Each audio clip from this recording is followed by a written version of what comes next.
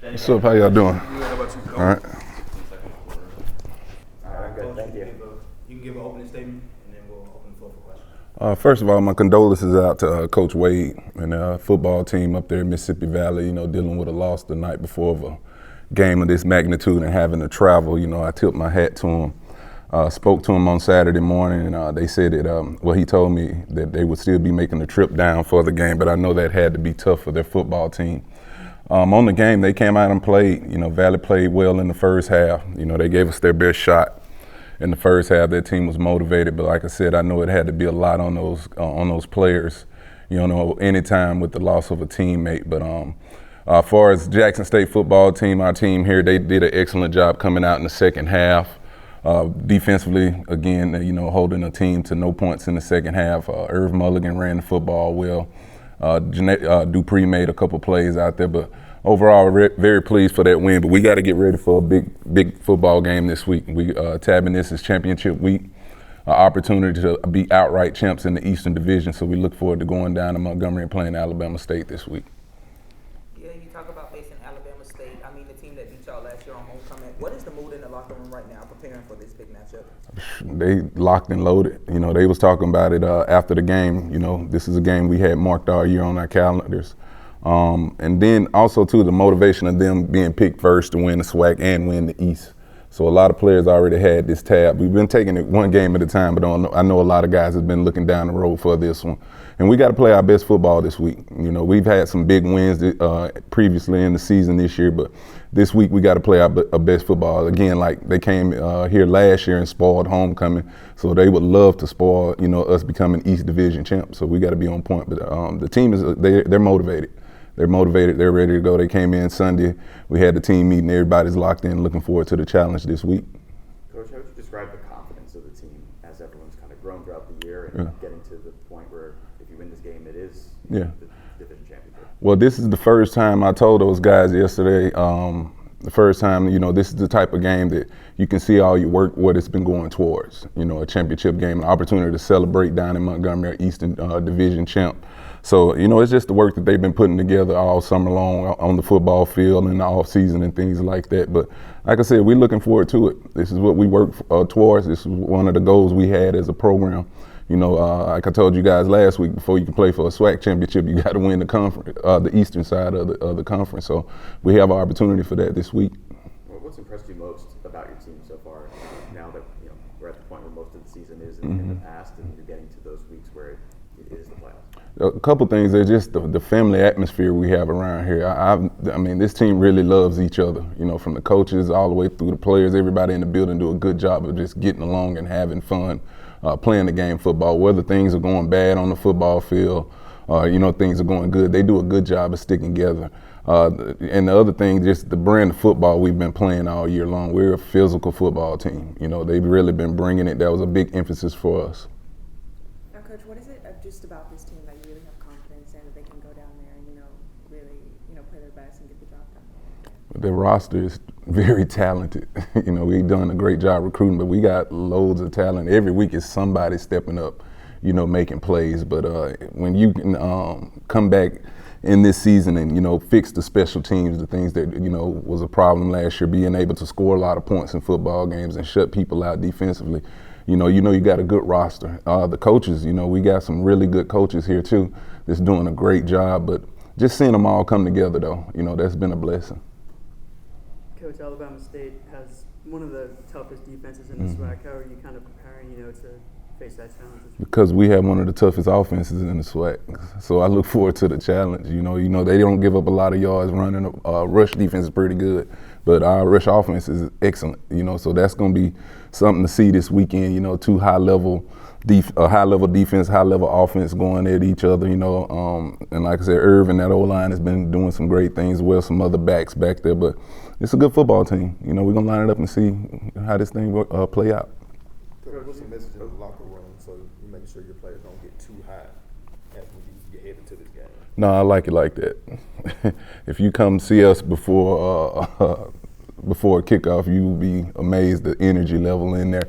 But I like them like that, to play loose. Let's go out here and just be athletes. I don't want them being uptight, play loose. You know, we practice the way we practice. So with the game plan, you'll be good with the game plan and the execution of that. But I just want that energy level high, you know, and that leads to playing a physical brand of football for us.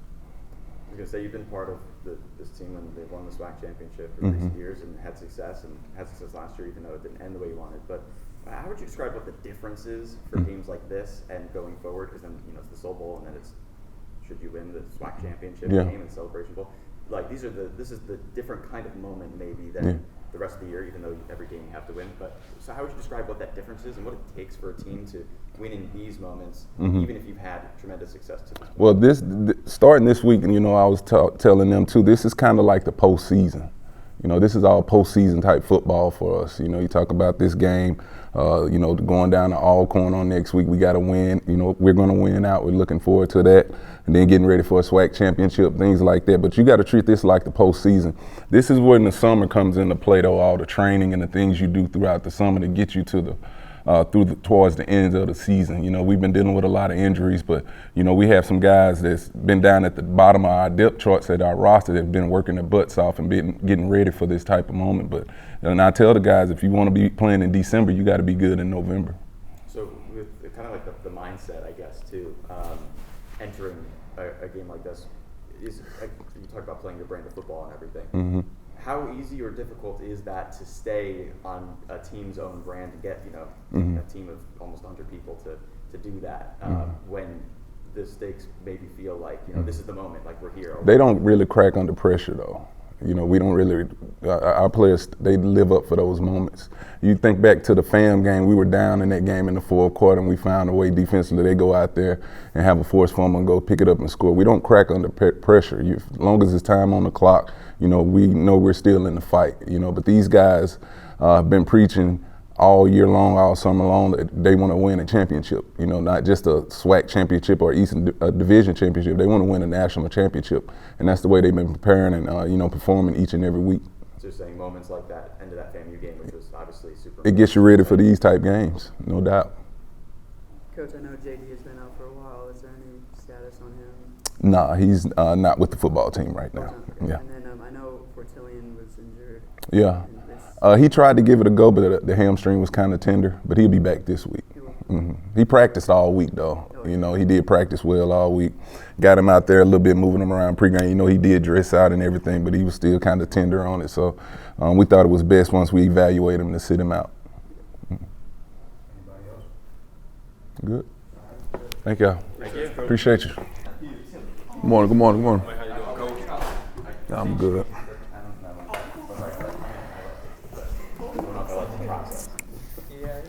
All right, everybody ready? Let's go. All right, we'll open the floor for questions. Coach, you know, in the fourth game, I should say, by your defense, just shutting out the other opponent in the second half. You talked about all season playing fourth quarters. Is it starting to show up the time when it counts the most?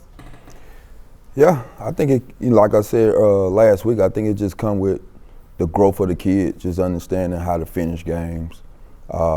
Also, you know, great job by the coaching staff is also making adjustments. And so it's a mixture of both. What was some of that needed adjustment during Saturday's game? Had to stop 6 in space. You know, early we came out, we saw the numbers, but, you know, we didn't put too much thought into it. We're just going to come out and do what we do. And he showed us why he have 800 yards on the season. So in the middle of the game, we just had to go back to the Pine Bluff game plan to adapt. Ask Coach about this, but I'd love your thoughts also. Just with this part of the season coming up, which TC just told us is championship week, and just any game after this is kind of Soul Bowl, SWAC championship if we get there, and then Celebration Bowl also. Just every game is that playoff game. This is the moment. What do you see as kind of like the way that these guys are showing that they're able to stay in the moment, play your brand of football like you talk about, and not let it get too big that this team is arriving? Go back to the growth.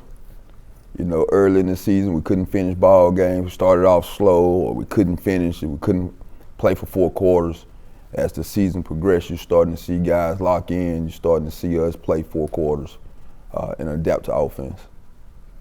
Coach also said that there have been some moments throughout the season where the team's faced adversity and it's taught you guys maybe and the players how to deal with a big moment. Is there a moment that stands out to you where the defense kind of started clicking and learned something, had a moment that got you guys going even more in the right direction?